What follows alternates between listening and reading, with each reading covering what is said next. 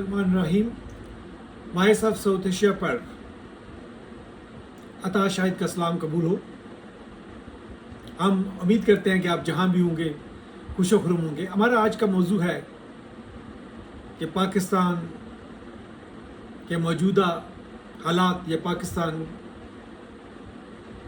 के मौजूदा बहरान और क्या हम इन हालात या बहरानों का मुकाबला करने के लिए तैयार हैं। अभी हमने योम आज़ादी मनाया है।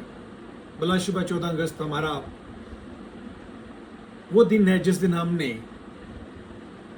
अंग्रेज़ों और एक दूसरी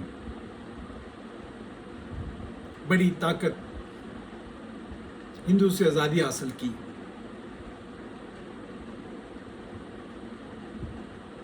लेकिन क्या जिस मकासद के लिए हमने ये मुल्क हासिल किया था, क्या हम उनमें पूरे उतरे हैं? जिसमें अवाम की फलाह बहबूद और एक मुनसिफाना निज़ाम का इनेकाद था। ना तो हम इस मुल्क में इंसाफ का निज़ाम कायम कर सके हैं और ना ही अपने लोगों को खुशहाल बना सके हैं। अगर आप पिछले चंद सालों के आज़ादा शुमार देखें तो ये नज़र आता है कि नौजवानों की एक बड़ी तादाद इस मुल्क को खैराबाद का कहकर दायरे ग़ैर में जा रही है और इसमें उनका रुझान बढ़ता जा रहा है।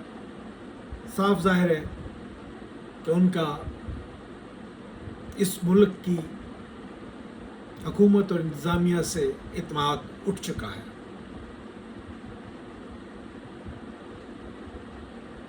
इन हालात में क्या किया जाए कि जो मुल्क सियासी, इक़्तिसादी और माशरती बहरानों का शिकार है। सबसे पहले तो अरबाब इक़्तिदार को मुल्क की माशी सूरत हाल बेहतर करने की तरफ तवज्जो देनी चाहिए। देखिए, हम चाहते हैं कि टैक्सों का एक मुनसिफाना निज़ाम राइज किया जाए। ये ना हो कि जो पहले से टैक्स दे रहे हैं उन पर टैक्स लगाते जाएं और इनडायरेक्ट टैक्सेस लगाएं, बल्कि वो लोग जो टैक्स के दायरा कार से बाहर हैं, ये एक असूल बना लिया जाए कि आइंदा टैक्स में जो भी इजाफा होगा वो उन लोगों से किया जाएगा जो टैक्स के दायरा कार से बाहर हैं। और फिर मुल्की सूरत हाल को देखकर टैक्स लगाएं कि किस शोबे पे टैक्स लगाना है, किसको छूट देनी है, ताकि मुल्क में कारोबार भी कायम दायम रह सके। काफ़ी लोगों ने प्रॉपर्टी में इन्वेस्ट किया हुआ था, लेकिन अब प्रॉपर्टी जो है वो गिर चुकी है और लोगों के पैसे उसमें फंसे हुए हैं। चलें, ये एक शोबा था। पाकिस्तान की इंडस्ट्री भी कोई इतनी अच्छी हालत पेश नहीं कर रही और टेक्सटाइल इंडस्ट्री जो कि हमारे मुल्क की रीढ़ की हड्डी का दायरा इख्तियार कर चुकी है, वो भी ज़बू हाली का शिकार है। देखिए, टेक्सटाइल आपके 65% जो फॉरेन अर्निंग्स हैं या ज़र मुबादला है, उसके लिए रोल प्ले करती हैं। तो क्या हम इस इंडस्ट्री को भी पीछे छोड़ देंगे? बाकी इंडस्ट्रीज़ का भी आप हाल देख लें। मुल्क में तकरीबन कारोबार, अगर मैं ये लफ्ज़ स्ट्रॉन्ग लफ्ज़ है, तबाह हो चुके हैं, तो ये कोई बड़ी बात नहीं होगी। लेकिन تمام کاروبار زبوں حالی کا شکار ہیں. ایک اعداد شمار کے مطابق 75% لوگوں کے لیے اپنا گھر چلانا مشکل ہو گیا ہے. تو کیا ہم نے یہ ملک 78 سال پہلے اتنی قربانیاں دے کر اس لیے حاصل کیا تھا کہ صرف 25% لوگ جو ہیں یا 1% جو اشرافیہ ہے وہی اس ملک سے فائدہ اٹھائے؟ اب وقت آ گیا ہے کہ ہم یہ سوچیں کہ اب ہم نے اس ملک کو کس طرح چلانا ہے. اس ملک نے اگر ترقی کرنی ہے تو اس کے لیے کیا کرنا ہوگا. ہمیں ایک رول سیٹ کرنے ہوں گے جو نہ صرف اپنے آپ پہ نافذ کرنے ہوں گے بلکہ دوسروں پر بھی نافذ کرنے ہوں گے. اور وہ ہے نظام عدل جس کے بغیر ہم آگے نہیں بڑھ سکتے. دوسرے نمبر پر اگر آ جائیں تو ہمیں کوشش کرنی پڑے گی، یہ لانگ ٹرم ہے لیکن ہمیں کوشش کرنی پڑے گی کہ ہم اپنا ایجوکیشن سسٹم جو ہے اس کو ایک طرح کا بنائیں. ہم رفٹ پیدا نہ کریں. ہم نے کابل میں تو طالبان کی حکومت کو خیر مقدم کیا لیکن اب ٹی ٹی پی والے سر اٹھا رہے ہیں تو ہمارے لیے باعث فکر بن گیا ہے. ہونا بھی چاہیے لیکن ہمیں دیکھنا ہوگا کہ یہ کیوں ہو رہا ہے. دیکھیے ایک طرف تو آپ کا انگلش میڈیم اسکولز ہیں، دوسری طرف آپ کے سرکاری اسکول ہیں اور تیسری طرف آپ کے مدرسہ ہیں. اب مدرسہ میں پڑھنے والوں کا اور انگلش میڈیم اور دوسری تعلیم حاصل کرنے والوں کی سوچ میں زمین و آسمان کا فرق ہے. تو آپ اپنے ایجوکیشن سسٹم کو ایک جیسا بنائیں.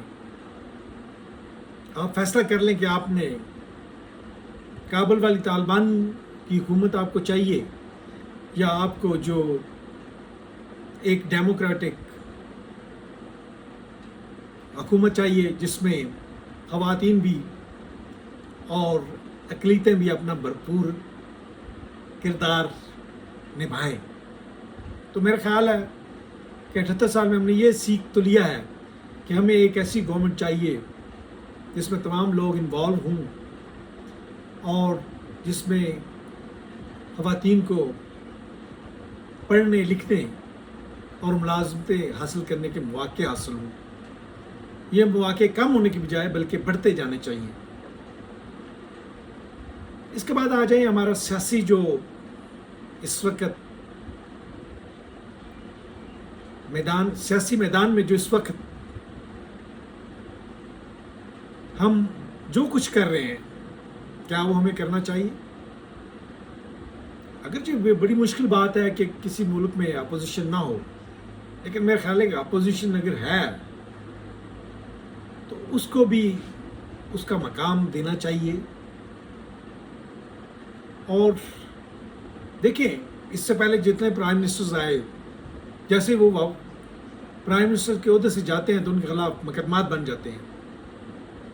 تو یہ ہمیں دیکھ لیں کہ آپ نے پہلے تمام پرائم منسٹرز پر مقدمات بنائے اور ابھی سابقہ پر بھی مقدمات ہیں تو ہم نے اس کو کس طرح حل کرنا ہے. کیا ہم نے ایک ملک میں کانسٹنٹ انارکی پھیلانی ہے یا رفٹ پیدا کرنی ہے یا ہم کوئی اصول طے کر لیں کہ ٹھیک ہے بھائی اب آپ نے اپنے 5 سال یا 4 سال گزار لیے ہیں، اب دوسری گورنمنٹ جیسے بھی آئی ہے اس کو اپنا ٹینیور ختم کرنے دیں اور اس کے بعد دوبارہ ایک صاف ستھرے الیکشن کرائیں اور جو بھی آئے اس کے حوالے حکومت کریں. دیکھیے ہمارے پاس اس وقت مزید غلطیوں کی گنجائش نہیں ہے. ہمارا اقتصادی بحران ہماری سوسائٹی کے فیبرک کو توڑ پھوڑ رہا ہے ہم ان خبروں سے کہ کسی نے بجلی کے بل کی وجہ سے، کسی نے اپنے بچوں کے دودھ اور روٹی نہ ہونے کی وجہ سے خودکشی کر لی ہے، ہم کیسے ان کو اگنور کر سکتے ہیں؟ اور وہ ارباب اقتدار جو عوام کی نبض پہ ہاتھ رکھ سکتے ہیں، جو عوام کی آواز کو پہچان سکتے ہیں، ان کو چاہیے کہ اب حالات کو مزید خراب نہ کریں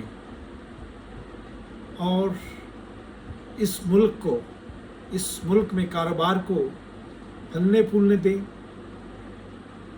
اور اس ملک میں افہام و تفہیم کی صورت اختیار کریں، یعنی کہ ہمارا یہ بیسک مقصد ہو کہ ہم نے معاملات کو افہام و تفہیم سے حل کرنا ہے اور اس کے لیے آخری حد تک جانا ہے، بجائے اس کے کہ کسی کو ہم نے پکڑنے کے لیے آخری حد تک جانا ہے۔ اس کے بجائے ایک مثبت سوچ کے ساتھ جو کچھ پیچھے ہو چکا ہے، جو اس شجاعت کے لفظوں میں اس پر مٹی ڈالیں اور اب آگے بڑھیں۔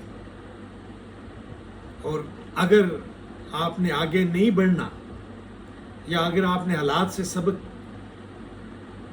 یا ماضی سے سبق حاصل نہیں کرنا تو پھر اس کے بعد تو پھر کوئی راستہ باقی نہیں رہ جاتا۔ لیکن ہم امید کرتے ہیں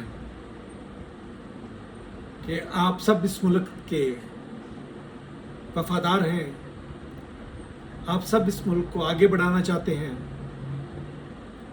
اور آپ مل کر اس ملک کو آگے لے کر جائیں گے۔ ہم آپ کے لیے دعا گو بھی ہیں اور ہم آپ کے ساتھ بھی ہیں۔